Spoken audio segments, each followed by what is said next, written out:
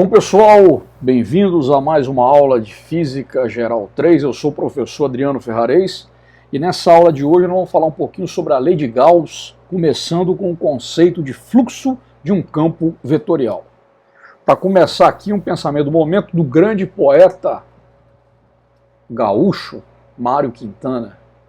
A resposta certa não importa nada.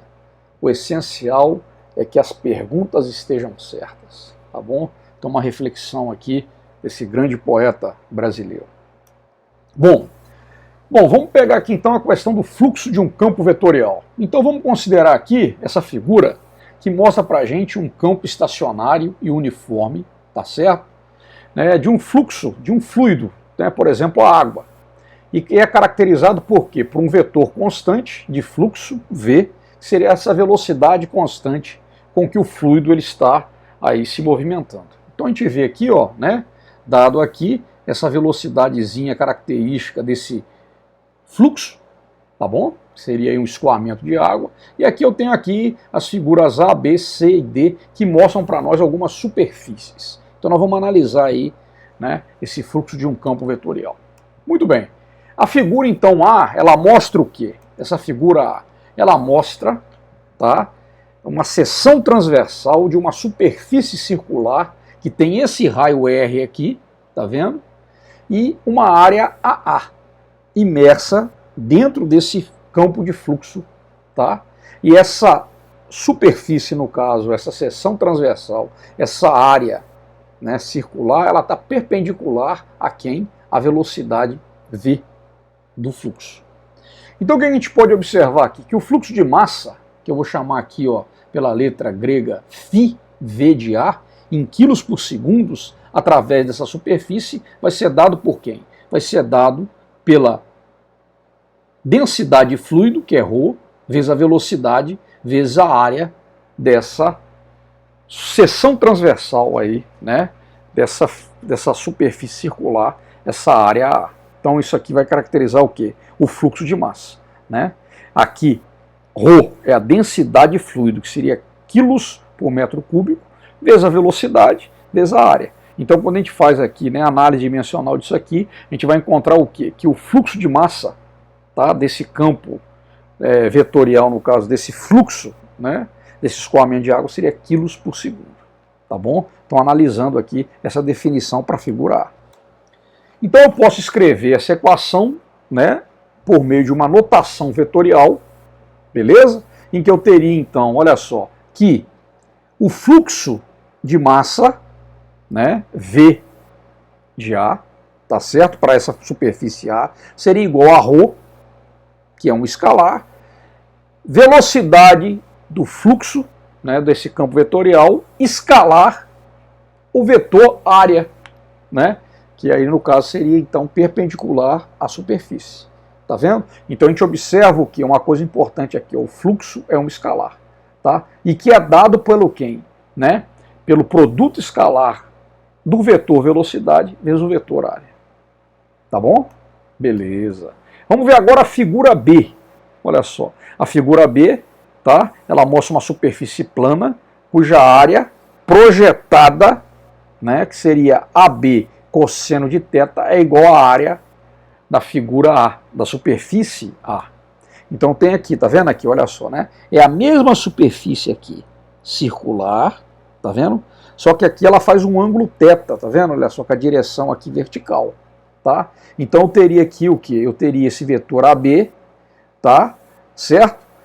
E tem aqui esse vetor V. Entre eles fazem o quê? Um ângulo θ, que é igualzinho a esse ângulo θ aqui, tá bom?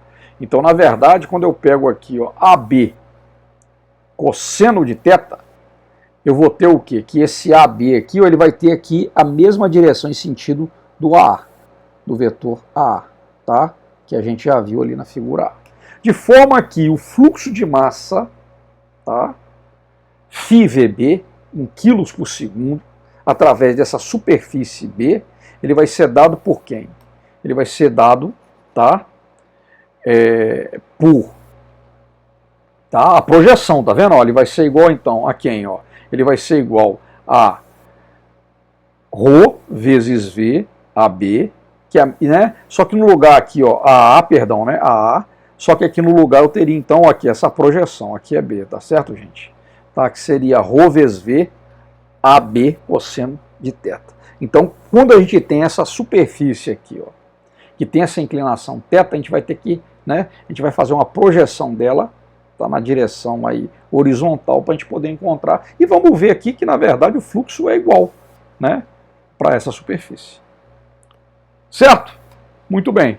Tá? Em notação, então eu teria, né, que o fluxo de massa, tá, para esse campo vetorial seria ρ V escalar AB.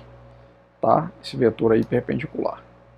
Bom, a figura C, o que ela vai mostrar? Ela mostra para nós uma superfície curva, cuja área projetada, tá certo? A gente vai afirmar que é igual a área da superfície A, mas nós não vamos provar isso não.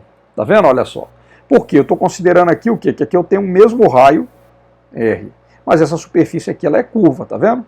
Mas a área projetada é a mesma, então eu posso dizer o quê? Que o fluxo de massa, quilos por segundo, medido em quilos por segundo, para essa superfície C curva, vai ser o mesmo, tá bom? Beleza? Né? Imagina aqui então que eu estou vendo ela aqui, ó, né? Essa superfície aqui ela é curva, tá vendo? Né? Ela não é mais uma superfície circular, ela é uma superfície curva, mas ela é fechada, aqui, tá bom? E finalmente a figura dela mostra uma superfície fechada. Olha lá, tá vendo? Totalmente aqui fechada, tá? E aí a gente vê essa posição colocada. Então nesse caso, o que eu observo aqui? Ó? Que o fluxo de massa através dessa superfície, ele é o quê? Ele é nulo, ele é igual a zero. Tá vendo? Né? Certo? Ele é igual a zero, tá? Ou seja, não passa nenhuma linha de campo aqui. A quantidade de fluido que penetra à esquerda da superfície por unidade de tempo também é a que sai através da parte direita, tá vendo? Então o que entra aqui, ó, é a mesma quantidade que sai. De forma que aqui o que vai acontecer? O fluxo de massa, ele é nulo para esse caso aqui.